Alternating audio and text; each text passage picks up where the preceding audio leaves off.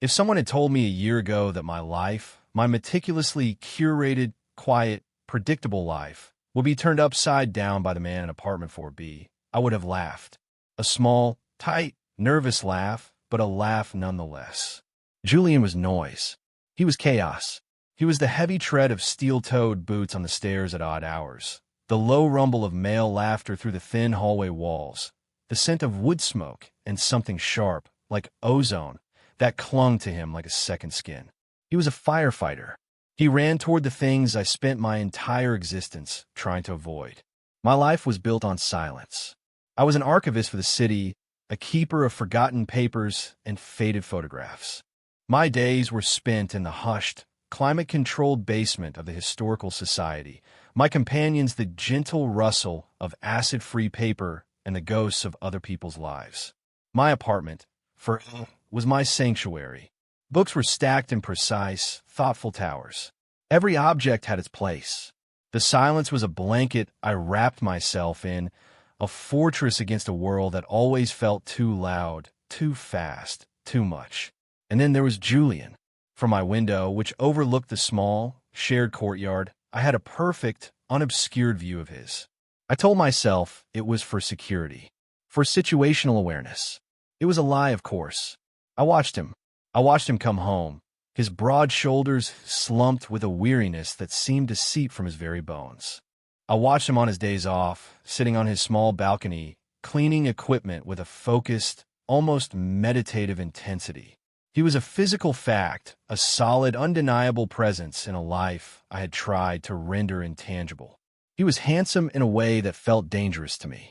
Not polished or pretty, but rugged, carved from something stronger than what most men were made of. A square jaw usually shadowed with stubble, dark hair that was always slightly messy, and eyes that I could never quite read from my perch across the way. They seemed to hold the city's fatigue in them. He was a cliché, the heroic firefighter, and I was another, the quiet, lonely man next door. It was a story I'd read 100 times, but living it felt like holding my breath indefinitely. Our interactions were a study in minimalism. A stiff nod in the mailroom. A muttered, "Hey," if we happened to take out the trash at the same time. He moved with a confidence that bordered on arrogance, an economy of motion that suggested he never wasted a single gesture. I, on the other hand, felt like a collection of clumsy, disconnected limbs whenever he was near. My heart would perform a frantic, painful tap dance against my ribs. My hands would forget their purpose. I would drop my keys. I would say nothing. The distance between apartment 4A and 4B wasn't just a matter of drywall and a few feet of hallway. It was a chasm. He lived in a world of sirens and adrenaline, of brotherhood and shouting over the roar of a truck engine. I lived in a world of footnotes and cross-references, of silence so profound I could hear the hum of my own refrigerator. He was a roaring fire. I was the carefully preserved paper it threatened to consume, and I wanted, with a desperate, secret ache, to be burned. The night it happened started like any other. I was cataloging a collection of letters from the 1920s, the faint scent of old ink and time filling my small living room. A cup of chamomile tea steamed on the coaster beside me. The city hummed its usual low, distant lullaby. It was peaceful. It was controlled. It was safe. And the smell hit me. Not the familiar, comforting scent of my tea or the old paper, but something acrid and sharp. Chemical. It was the smell of wrongness. My head snapped up, my senses on high alert, a rabbit scenting a fox on the wind. It was faint, but it was there, growing. A moment later, the alarm came. A shrill, electronic scream that shattered the sacred quiet of my evening. It was a brutal, physical assault of sound. My heart leaped into my throat, a frantic, trapped bird. Panic, cold and sharp, pierced through the calm surface of my routine. This was not supposed to happen. This was a deviation from a script. My body moved before my mind did. I grabbed my keys, my phone, and shoved my feet into the worn sneakers I kept by the door. The hallway was already filling with a haze of smoke, thicker and darker than I expected. It wasn't coming from my apartment or Julian's. It was seeping up from the floor below, a greasy, gray tendril curling under the fire doors. People were shouting. A baby was crying somewhere down the hall. The orderly, anonymous nature of our building dissolved into chaos. We were no longer neighbors in quiet solitude. We were a panicked herd. I joined a stream of bodies moving toward the stairwell, the alarm a constant, deafening pulse in my ears. Outside, the night air was cold against my thin sweater. It was a shock after the growing heat of the building. Red and blue lights were already flashing at the end of our street, painting the surrounding brownstones in frantic, strobing colors. The siren grew from a distant wail to a deafening roar. My carefully constructed world was literally going up in smoke. And then I saw him. Julian wasn't running out with the rest of us. He was running in, not in his usual jeans and t-shirt, but in the full, heavy gear of his profession. He was transformed, anonymous behind the helmet and face shield, but I knew him. I knew the breadth of his shoulders, the determined set of his jaw, the way he moved with absolute purpose. He was a creature of the chaos, utterly at home in the heart of the emergency. He and another firefighter were pulling a heavy hose from the truck, their movements efficient and synchronized. He didn't even glance at the huddle of evacuated residents. We were the objective, not individuals. I was just another face in the crowd he was sworn to protect. The thought left a strangely hollow feeling in my chest. We stood there for what felt like an eternity, a small, displaced community on the sidewalk. I watched the smoke billow from a second-floor window, thick and black. I watched firefighters disappear into the maw of the building, into the very danger we had all just fled. I watched Julian, a silhouette against the smoke, directing a stream of water, his body braced against the powerful recoil of the hose. He was magnificent, terrifyingly so. Eventually, the smoke thinned, turning from angry black to a tired, defeated gray. The frantic energy began to subside, replaced by a lingering tension and the metallic smell of wet ash. A fire marshal came out and addressed our little group. The fire was out.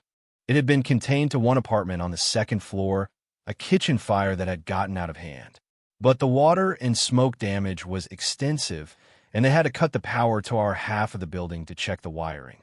We wouldn't be allowed back in until morning. A collective groan went through the crowd. People started making calls, arranging to stay with friends or family. I had no one. My life in the city was a solitary one, a deliberate choice that, in this moment, felt like a catastrophic failure. My fortress had been breached, and I had nowhere to retreat. I stood there, clutching my phone, my thumb hovering over a contact list of colleagues who barely knew me outside of work. The cold was starting to seep into my bones. "You got somewhere to go?" The voice was deep, rough with smoke. It came from right behind me. I turned, and my breath caught. It was Julian. He'd taken off his helmet and mask, and his face was smudged with soot. His hair was damp with sweat, plastered to his forehead. He looked utterly exhausted, but his eyes, those unreadable eyes, were fixed on me. I shook my head, my throat too tight to form words. The sheer proximity of him was overwhelming. He was radiating heat, a furnace in the cool night air. The smell of smoke was no longer an abstract threat. It was his cologne. He scrubbed a hand over his face, leaving a cleaner streak across his cheek. "Right. Well, my unit's on the other circuit. Power's still on." He paused, looking not at me, but at the building, as if weighing a decision. You can crash on my couch, if you want. No point standing out here, freezing." The offer hung in the air between us, a fragile, impossible bridge across the chasm. My mind screamed 1,000 different warnings. No, it's too much, too close. He's just being nice. It's his job. But my body, shivering and tired, had a different opinion. And a deeper, more treacherous part of me, the part that had watched him from the window for months, whispered yes. "Okay," I managed to say. The word was a puff of white in the cold air. "Thank you," he just nodded, a short, sharp dip of his chin. "Give me a few minutes to get my gear stowed." He turned and walked back toward the truck, leaving me on the sidewalk with my heart hammering a wild, syncopated rhythm against my ribs. I had just agreed to spend the night in the lion's den. His apartment was the negative image of mine. Where mine was all cool blues and grays, his was warm woods and earth tones. Where mine was silent and still, his felt, lived in. A heavy jacket was slung over the back of a chair. A pair of worn boots sat by the door. It wasn't messy, not at all. It was just occupied, bearing the imprint of its owner in a way my own apartment never did. It smelled of him, that faint smoke and something else, something clean and masculine like soap and fresh laundry. Sorry about the mess, he grunted, though there was none to speak of. He ran a hand through his damp hair, a gesture that seemed uncharacteristically nervous. The confidence he wore like armor outside was gone, replaced by a weary uncertainty.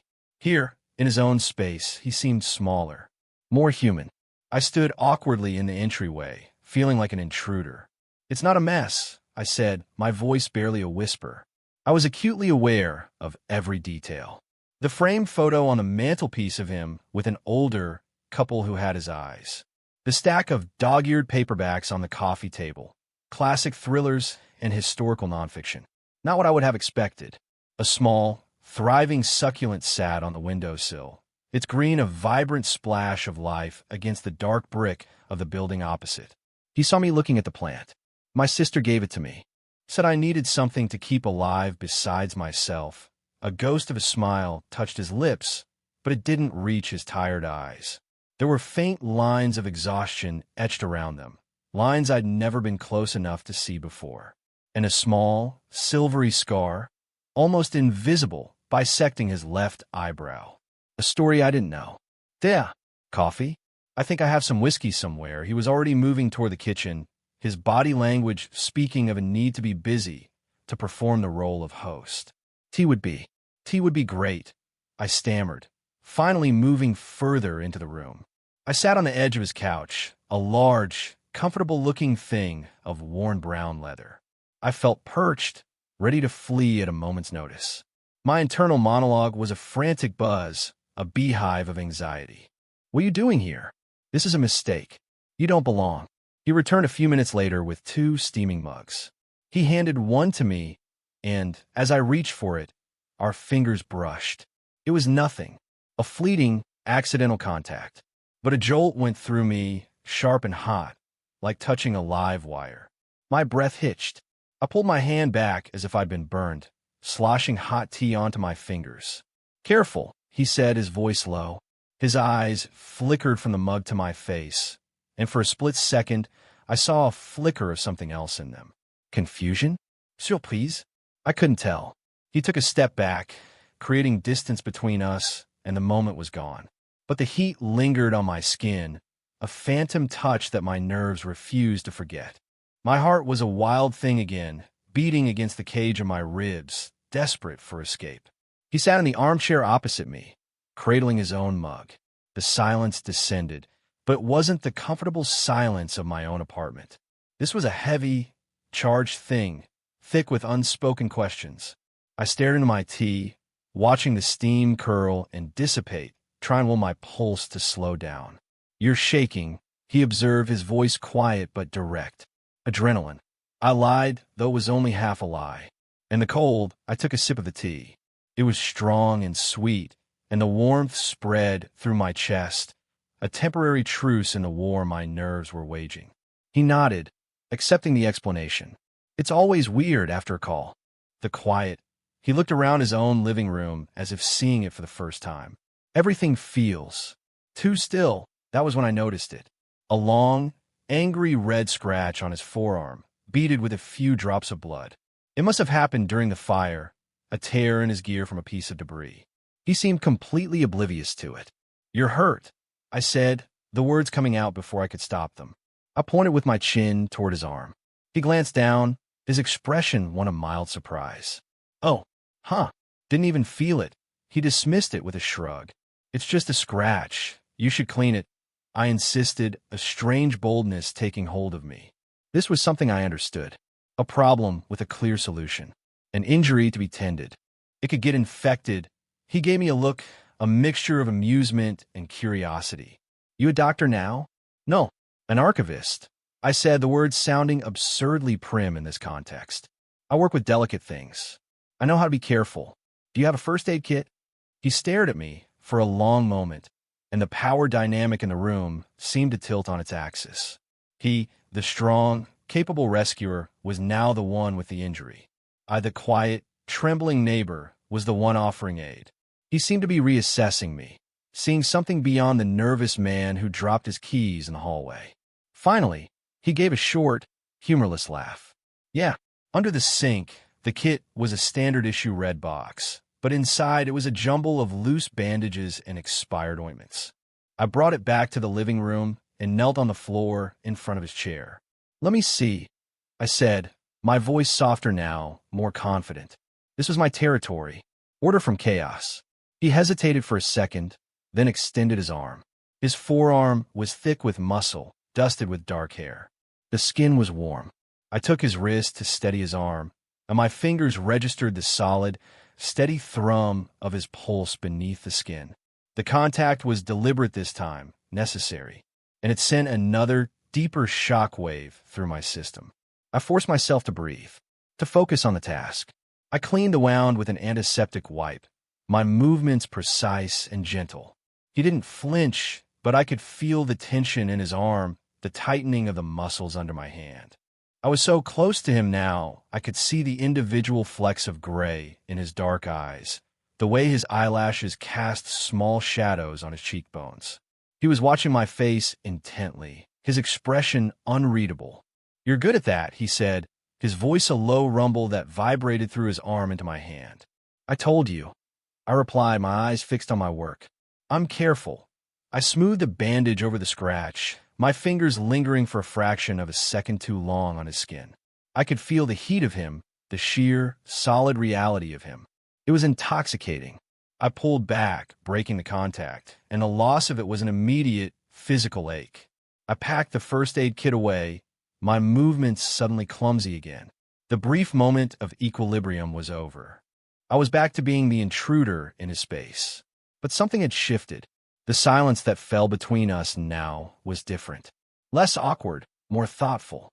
He was looking at me in a new way, with an intensity that made my skin prickle. The wall of professional confidence and neighborly distance had been breached. He had seen a flicker of my competence, and I had seen a flicker of his vulnerability. We were no longer just the firefighter and the archivist. We were Julian and Leo, and that was infinitely more terrifying. We talked for hours, or rather, he talked and I listened. The exhaustion seemed to have loosened his tongue, prying open the lid on a loneliness I never would have suspected. He spoke about the calls that stuck with him, the faces he couldn't forget. He talked about the pressure, the constant performance of being the strong, unshakable one for his crew, for the victims. "It's a mask," he said, staring at the whiskey he'd finally poured himself. "You wear it so long you forget it's there. But it's heavy." He looked up, and his gaze met mine across the dimly lit room. "I see you sometimes. Through the window. You're always reading. Your apartment is so quiet. You always look so calm, at peace." The irony was a bitter pill in my throat. Calm, at peace. If only he knew the frantic, anxious hamster wheel that was my mind. "It's not peace," I confessed, the words tasting strange and foreign on my tongue. "It's control. It's just a different kind of mask." His eyes held mine, and in that moment, I felt seen. Truly seen, perhaps for the first time in my adult life. He didn't see the shy, awkward archivist. He saw another man wearing a heavy mask. The conversation eventually wound down, the words replaced by a comfortable, shared silence. The city outside had finally fallen asleep. The only sound was the low hum of his refrigerator and the soft ticking of a clock somewhere. He had offered me the couch, pulling a thick blanket and a pillow from a hall closet. I was curled on one end, he was still in his armchair, the whiskey glass loose in his hand. The space between us felt both vast and infinitesimally small. I don't know who moved first. Maybe neither of us did. Maybe the space between us simply collapsed under the weight of everything unsaid. I just knew that one moment he was in his chair, and the next he was kneeling on the floor in front of me again, in the same spot where I had tended to his arm. He took the empty teacup from my hands, his fingers brushing mine, and this time I didn't pull away. He set it on the floor. He didn't say anything. He just looked at me, his eyes dark with a question I was too terrified to answer and too desperate not to. My heart wasn't just beating, it was aching a deep, resonant throb that seemed to shake my whole body. This is it. This is the point of no return. He raised a hand, slowly, as if not to spook a wild animal. He gently touched my cheek, his thumb tracing the line of my jaw. His hand was calloused and warm, and the touch was electric, 1,000 tiny volts igniting every nerve ending. A shudder went through me. "Leo," he whispered, my name a prayer or a question. And then he leaned in. The world narrowed to the space between our lips. The kiss was nothing like I had imagined. It wasn't fierce or demanding. It was slow, hesitant, a question asked in the softest possible language. It was the taste of whiskey and smoke and a loneliness that mirrored my own. It was tentative and searching, a discovery. I felt the tension drain out of me, replaced by a deep, melting warmth. I brought my hand up to cup the back of his neck, my fingers tangling in his short, thick hair. He deepened the kiss, a soft groan rumbling in his chest, and it was no longer a question. It was an answer. I woke to the gray light of dawn filtering through the blinds. For a disoriented moment, I didn't know where I was. The scent of unfamiliar laundry detergent, the weight of a heavy blanket, the solid warmth of the body pressed against my back. Then it all came rushing back in a tidal wave of memory and panic. Julian, the fire, the conversation, the kiss. I had fallen asleep on the couch, and at some point in the night, he had joined me, his arm draped possessively over my waist, his steady breathing a warm puff against my neck. We were tangled together like we'd been sleeping this way for years. My body felt boneless with a contentment it had never known. But my mind was already starting its frantic, self-destructive work. What have you done? The thought was a shard of ice in my gut. This was Julian, the strong, confident, presumably straight firefighter from 4B. This was a mistake, a moment of shared trauma and whiskey-fueled vulnerability. It couldn't be real. I lay there, rigid, listening to the sound of his breathing, my heart beginning its familiar gallop of anxiety. I needed to leave. I needed to get back to my own apartment, my own controlled reality, before he woke up, before he could see the regret in his own eyes. The morning light would expose this for what it was, a foolish, impossible dream. Carefully, painstakingly, I began to untangle myself from him. I lifted his heavy arm from my waist, the loss of its weight an immediate, chilling absence. I slid off the couch, my stocking feet silent on the wooden floor. He stirred, mumbling something in his sleep, and I froze, my blood turning to ice water. But he settled again, his breathing deepening. I gathered my things in the dim light, my movements furtive and guilty, like a thief. I found a piece of paper and a pen on his kitchen counter. My hand was shaking as I wrote the note. "Thank you for everything. Lau." It was pathetic, cowardly, but it was all I could manage. I let myself out of his apartment, the click of the lock sounding like a gunshot in the silent hallway. I practically ran to my own door, fumbling with the keys, my only thought to get inside, to be safe within my own four walls. My apartment was cold and silent. The power was back on, the digital clock on the oven blinking a defiant 12 o'clock. But the familiar comfort was gone. The silence didn't feel peaceful anymore. It felt empty. The room was haunted by the ghost of what had happened, by the scent of wood smoke that still clung to my clothes. I stripped them off, throwing them in a pile as if they were contaminated, and stood under a scalding hot shower, trying to wash away the memory of his touch, the taste of his kiss. But it was useless. It was branded on me. The next 3 days were a special kind of hell, a self-imposed solitary confinement. I called in sick to work, unable to face the thought of interacting with other human beings. I stayed inside, jumping at every sound from the hallway. Every footstep, every cough, every closing door was him. Was he coming to confront me? To tell me it was a mistake? To laugh at me? Worse than the thought of him knocking was the reality that he didn't. The silence from across the hall was absolute. I became a prisoner in my own home, peering through the peephole, tracking the hours I knew he'd be on shift, the hours he'd be home.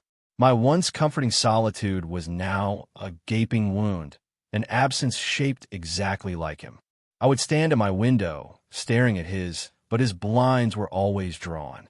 The connection was severed. My mind was a torture chamber, replaying every moment of that night on an endless loop. The way he looked at me, the feel of his hand on my cheek, the vulnerability in his voice. Had I imagined it all? Had I projected my own pathetic longing onto a simple act of kindness? The anxiety was a physical thing, a nest of hornets in my stomach. I had tasted connection, real, tangible connection for the first time, and now it was gone. I had broken it. I had run away, and in doing so, I had confirmed his worst fears. Or my own. I wasn't sure which was worse. On the third night, I was sitting in the dark, nursing a glass of wine I didn't want when the knock came. It wasn't loud, just a soft, hesitant rapping on the door. But it echoed in the silence of my apartment like a drumbeat. My heart stopped. It was him. It had to be. I didn't move. I held my breath, hoping he would go away, praying he wouldn't. The battle inside me was furious. Don't answer. It's over. Protect yourself. And the other voice, the quiet, hopeful one. This is your only chance. Don't be a coward. He knocked again, a little more firmly this time. Now, it's Julian. I know you're in there. I can see your light, of course. My lamp. The one beacon in my self-imposed darkness. Trapped. There was no escape. My legs felt like lead as I walked to the door. My hand trembled as I turned the deadbolt. I opened it just a crack, peering out at him. He looked terrible. Worse than he had after the fire. He was in his civilian clothes, a simple gray t-shirt and jeans, but the exhaustion was carved deep into his face. He hadn't shaved. His eyes were shadowed, haunted. The confidence was gone, stripped away, leaving behind a raw, painful vulnerability that mirrored my own. Can I come in? He asked, his voice low and rough. I opened the door wider, stepping back to let him pass.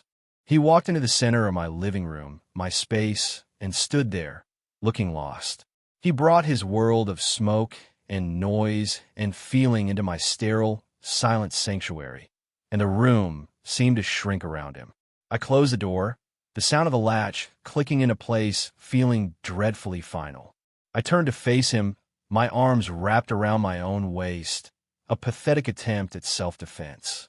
I didn't know what to do, he said, the words rushing out of him. He wouldn't look at me. He was staring at my perfectly aligned books, at the neat stacks of paper on my desk. I woke up and you were gone. Just gone. And the note. He finally dragged his eyes to meet mine, and they were filled with a hurt that was like a punch to my gut. I thought I screwed up, that I misread everything, that I pushed you into something. No, I whispered, the denial fierce and immediate. No, you didn't. I was the one who screwed up. I ran. Why? The question was so simple, so raw. How could I explain the labyrinth of my own fear? The lifetime of building walls to keep people out, only to find myself terrified on the one occasion someone actually managed to get over them? Because that's what I do. I said, the confession tasting like ash. I'm not good at this, Julian. At people. At feeling. My whole life is arranged to keep things like that out. It's safer. He took a step closer, and I had to fight the urge to step back. Being alone in the dark is safer? Leo, I've spent the last 3 days feeling like I was going to crawl out of my own skin. I've never felt like that before. With anyone. He shook his head, a look of profound confusion on his face. I kept coming home, walking past your door, and I couldn't knock. I'm supposed to be the brave one. I run into burning buildings for a living. And I was terrified of your door. The admission cracked open something inside me. All the fear, all the anxiety wasn't just mine. He was just as lost as I was. He was just better at hiding it. I thought you regretted it, I said, my voice thick with emotion. I woke up, and I thought, he's going to wake up and realize he made a drunken mistake with a weird, quiet guy from next door. A pain sound escaped his throat. A mistake? Leo, it was the only thing that's felt real to me in I don't know how long. He closed the remaining distance between us, and this time I didn't flinch. He reached out, not to touch me, but just holding his hands in the space between us, as if asking permission. I'm not good with words. I don't know the right things to say. All I know is that when I'm not with you, everything feels wrong. The silence in my apartment is too loud. It never used to be. He was describing my own hell back to me. The breath I had been holding for 3 days finally escaped me in a ragged, shuddering sigh. The tears I'd been fighting started to fall, hot and silent. Me too, I choked out. His expression softened, the last of his own walls crumbling. He gently cupped my face in his hands, his thumbs wiping away the tears. "So don't run," he murmured, his forehead resting against mine. "Please, don't run from me again, I won't," I promised, my voice a wreck. He stayed for a long time after that, but we didn't kiss again. We just sat on my couch in my quiet, orderly space and talked. We laid our fears out between us, fragile and ugly things, and we looked at them together. He told me he'd never been with a man before, that what he felt for me was confusing and terrifying, but undeniable. I told him I'd never been with anyone who really saw me before. As he was getting ready to leave, hours later, he paused at the door. He reached into his pocket and pulled out his keys. The familiar jingle was loud in the quiet room. He worked one of them off the heavy ring. It was a simple, brass key, worn smooth with use. "I know this is fast," he said, his gaze steady and serious. "And I know you need your space, your control. I get that, but I don't. I don't want there to be a locked door between us anymore. Not unless you want there to be." He held the key out to me. It lay glinting in the palm of his hand. It wasn't just a key. It was a promise, an act of trust so profound it stole my breath.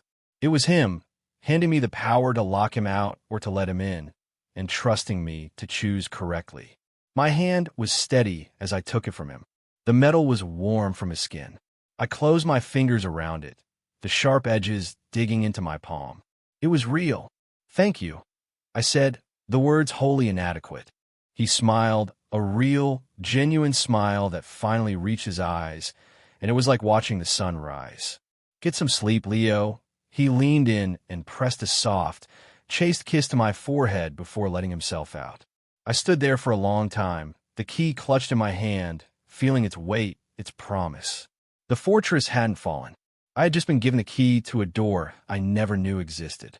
The days that followed were a slow, careful navigation of a new world. We didn't rush. We learned the rhythm of each other's lives. I learned that he drank his coffee black, that he snored softly when he was truly exhausted, that he had a surprisingly goofy laugh that he only let out when he thought no one was listening. He learned that I needed my quiet mornings, that I organized my books by color and not by author, that I could be coaxed out of my shell with a bad pun and a good cup of tea. I started using the key.